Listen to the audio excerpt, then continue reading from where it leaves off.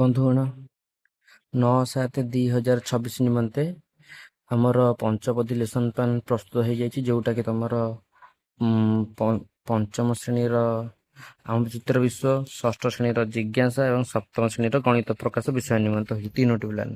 ତ ପଞ୍ଚମ ଶ୍ରେଣୀର ଯେଉଁ ରହିଲା ଆମ ବିଚିତ୍ର ବିଶ୍ୱ ପ୍ରସଙ୍ଗ ଏକ ନଦୀର କାହାଣୀ, ଅତିଥିରେ କ'ଣ ରହିଲା ବାସ୍ତବ ଜୀବନର ଅଭିଜ୍ଞତାକୁ ଯୋଡ଼ିବା ପାଇଁ ଶିକ୍ଷକ, ଜଳ ଆମକୁ ଆସିବା ପାଇଁ ପ୍ରକୃତି ମନୁଷ୍ୟକୁ କେତେ ପରିଶ୍ରମ କରିବାକୁ ପଡ଼ିବ ବୋଲି ପଚାରିବେ। ବୋଧ କ'ଣ ନଦୀବନ୍ଧ ଓ ତାର ପ୍ରଭାବ, ଜଳ ପ୍ରଦୂଷଣର ତାର ପ୍ରଭାବ ବିଷୟରେ ଶିକ୍ଷକ ଦୁଇଟି ବିଷୟବସ୍ତୁକୁ ଶିକ୍ଷକ ବୁଝାଇବେ। ଏଇ ଯେଉଁ ଦୁଇଟା ବିଷୟବସ୍ତୁ ରହିଲା। ଅଭ୍ୟାସ ରହିଲା କ'ଣ, ସେ ବହିରେ ଯେଉଁ ସେଇ ଦୁଇଟା ଯେଉଁ ରହିଲା ପ୍ରସଙ୍ଗ, ସେଥିରେ ଯେଉଁ ଅଭ୍ୟାସ କାର୍ଯ୍ୟ ଗୁଡ଼ିକ ବହିରେ ଅଛି ସେଟାକୁ ପିଲାମାନେ କରିବେ।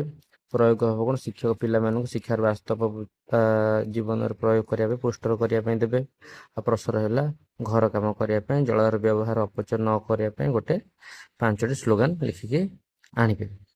ତାପରେ ସେକେଣ୍ଡ ପିରିୟଡ଼ ପାଇଁ ଷଷ୍ଠ ଶ୍ରେଣୀର ଜିଜ୍ଞାସା ବିଷୟରେ ରହିବ ସୁଷମ ଖାଦ୍ୟ ସୁସ୍ଥ ଶରୀରର ଉପାୟ। ସେଥିରେ କ'ଣ ହେବ ନା, ଶିକ୍ଷକ ପିଲାମାନଙ୍କୁ ପଚାରିବେ ଆମେ କିଛି ସମୟ ନ ଖାଇଲେ କାହିଁକି କ୍ଳାନ୍ତ ଓ ଦୁର୍ବଳ ଅନୁଭବ କରୁ ଏବଂ ମାରାଥନ୍ ଧାବକମାନେ ତୁରନ୍ତ ଶକ୍ତି ପାଇଁ କ'ଣ ପିଅନ୍ତି।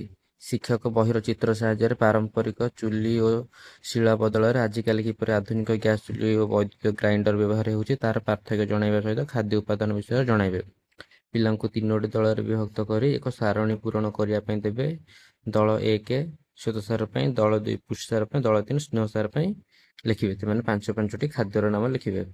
ତାପରେ ତାଙ୍କର ଅଭ୍ୟାସରେ କ'ଣ ଲେଖିବେ, ପିଲା ନିଜ ଘରୁ ବୟସ୍କଙ୍କୁ ପଚାରିକି ଲେଖିବେ ଯେ ସେମାନଙ୍କ ସମୟ ରୋଷେଇ ପ୍ରଣାଳୀ କିପରି ଥିଲା, ବର୍ତ୍ତମାନ କ'ଣ କ'ଣ ପରିବର୍ତ୍ତନ ହୋଇଛି। ପ୍ରସାରରେ ଶକ୍ତି ପ୍ରଦାନ ଖାଦ୍ୟ ଓ ଶରୀର ଗଠନକାରୀ ଖାଦ୍ୟ ମଧ୍ୟରେ ପାର୍ଥକ୍ୟକୁ ଲେଖିବେ। ଏବେ ସପ୍ତମ ଶ୍ରେଣୀର ଗଣିତ ପ୍ରକାଶ ଯେଉଁ ରହିଲା ଆମ ଚାରିପଟେ ଥିବା ବଡ଼ ସଂଖ୍ୟା, ତାର ଆଜିର ଆମର କାମ କ'ଣ ନା, ଯେଉଁ ଲାଷ୍ଟ 20 ପେଜ୍ 21 ନମ୍ବର ପେଜ୍ ଅଛି ତାର 6 ନମ୍ବର 10 ନମ୍ବର ଯାଏଁ କରିବେ। ସେଥିପାଇଁ ତାର ଅତିଥିରେ ରହିବ କାର୍ଯ୍ୟ 100, 1000, 10,000 ବିଷୟରେ ପ୍ରଶ୍ନ କରି ପୂର୍ବ ଜ୍ଞାନ ଜାଗ୍ରତ କରିବେ। ଆଉ ତାପରେ ରହିଲା ବୋଧରେ ରହିବ ବଡ଼ ସଂଖ୍ୟା ପଢ଼ିବା, ଲେଖିବା ଓ ଗଣନା, ସ୍ଥାନୀୟ ମୂଲ୍ୟ ବୁଝାଇବେ। ପାଠ୍ୟପୁସ୍ତକର ପ୍ରଶ୍ନ 6ରୁ 10 ଆଲୋଚନା କରିବେ। ତାପରେ ଅଭ୍ୟାସରେ ରହିବ ଶିକ୍ଷାର୍ଥୀ ପାଇଁ ପ୍ରଶ୍ନ 6, ପ୍ରଶ୍ନ 7ର ଉତ୍ତର କରିବେ। ପ୍ରୟୋଗ ହେବ ଦୈନନ୍ଦିନ ଜୀବନରେ ବଡ଼ ସଂଖ୍ୟା ଯେମିତି ଜନସଂଖ୍ୟା, ଟଙ୍କା, ଦୂରତା, ତା ବ୍ୟବହାରିକ ସମସ୍ୟା ସମାଧାନ କରିବେ। ଆଉ ପ୍ରସାର ହେଲା ଘରେ ସମ୍ବାଦପତ୍ର ପୁସ୍ତକରୁ 5ଟି ବଡ଼ ସଂଖ୍ୟା ଖୋଜି ଲେଖିବେ ଓ ପଢ଼ିବେ।